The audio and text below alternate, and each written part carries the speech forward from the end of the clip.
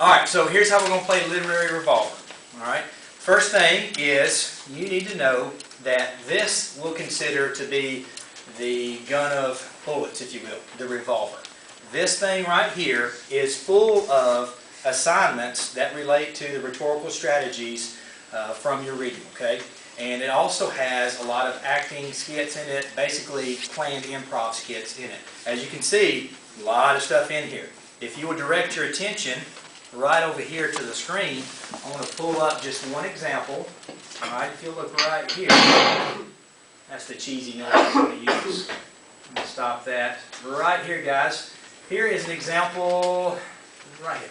Alright, so everybody, when you pull out one of these bullets, I'm going to call it, from this revolver, the first shot that's in dark there, for example, this one says, list a rhetorical strategy used from Jefferson's first inaugural address. Be sure to define the rhetorical strategy, cite lines, and explain the effect on the audience. Now, you've got to cover all of that to make sure you are not wounded by that bullet. You dodge a bullet, so to speak. If you get up there and talk about the strategy, cite a few lines, and then you're done, and I'm like, you sure? You didn't hit the last part. Effect on the audience, okay? So make sure you talk about the effect on the audience. That's very important. Now, that will be, of course, it'll be in front of the team. Say this team has chosen that. I'm going to give them 2 to 3 minutes for them to prepare to talk about that. If you've done your notes beforehand the last 3 days, you're set. You just kind of clarify, okay? Make sure all people in the team talk about that and add to it.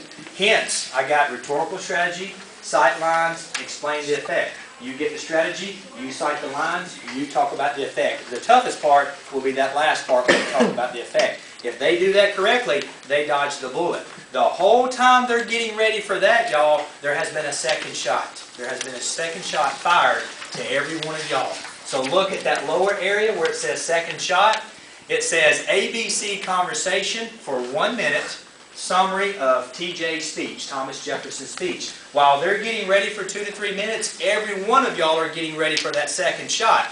Once they get done speaking about their bullet or whatever, then I'm going to go to a cheesy bingo thing here.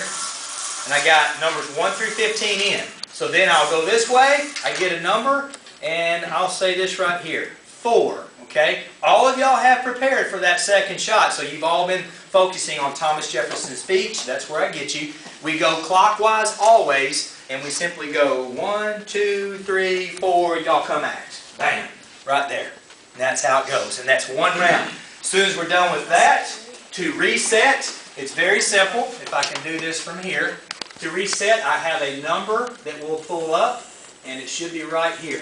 I will go to this spinner, and once everybody has completed it, I'll click on that number spinner, and then this one right here will rotate clockwise. Now, I don't believe in luck, but if you are unlucky, this thing may come all the way back around and be boop, right there on you again. So what you want to do is dodge 2 bullets. You get wounded one time, you're bleeding a little bit, you can't handle a second bullet that you cannot cover. Remember, anybody who gets shot down with 2 bullets, you can't handle the literary revolver, then we've got the consequences afterwards, which would be, I guess, on Monday. So we are playing for something. As I always say, if you know the rhetorical strategies, you know your literature, you've been doing your work, you're going to be fine. Okay? One last thing, and we are ready to go and try this first round. On some of those, there's a ricochet. So whereas I just said, say we pull a number and it goes to 4, there may be a ricochet where as soon as they get done, it says pick somebody else. So y'all could be sitting there thinking, oh, I'm okay. Then boom, they pick on you, okay?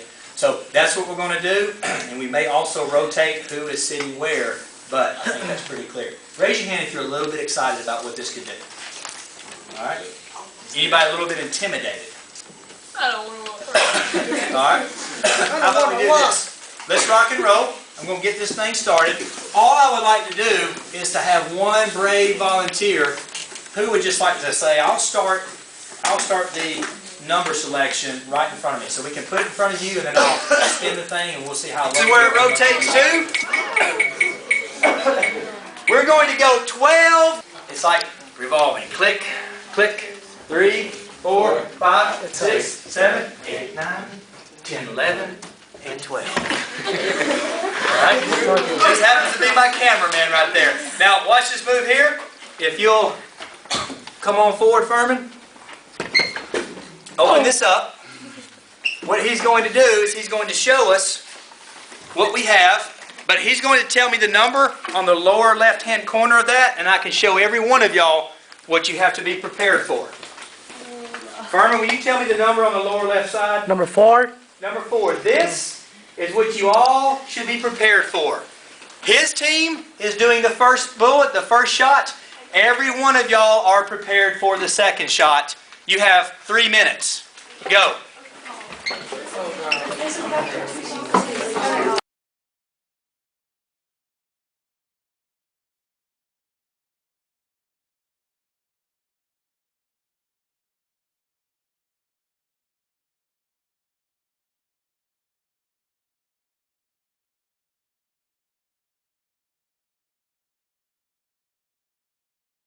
Go.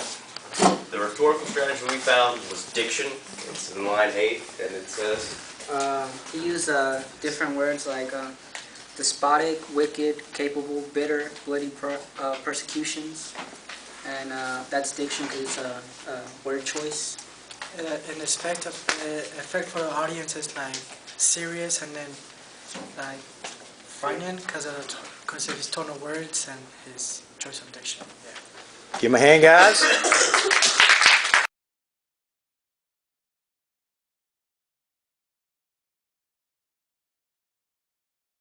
So right here we go to our spinner to see the second shot. Let me stir. Y'all can say woo. And then fire a shot, somebody. From there, our first one, we go to number 8. So here we go. Let's walk around. I see you counting already. 1, 2, 3, 4, 5, 6, 7. It's Little Pinkies. Little Pinkies, come on up for our second shot. CD compilation album of 2 songs. We have a new CD. Let's kind of take a look. Alright, so this is the fun song by SpongeBob. F is for friends who do stuff together. U is for you and me. N is for anytime it falls down here in room 113. And our second song. Second song. Okay, so this is kind of a love song, which we feel relates to this because it does mention love. So it's they say that love is forever, and forever is all that I need. Please stay as long as you need. Can't promise that things won't be broken, but I swear that I will never leave. Please stay forever with me. Give him a hand.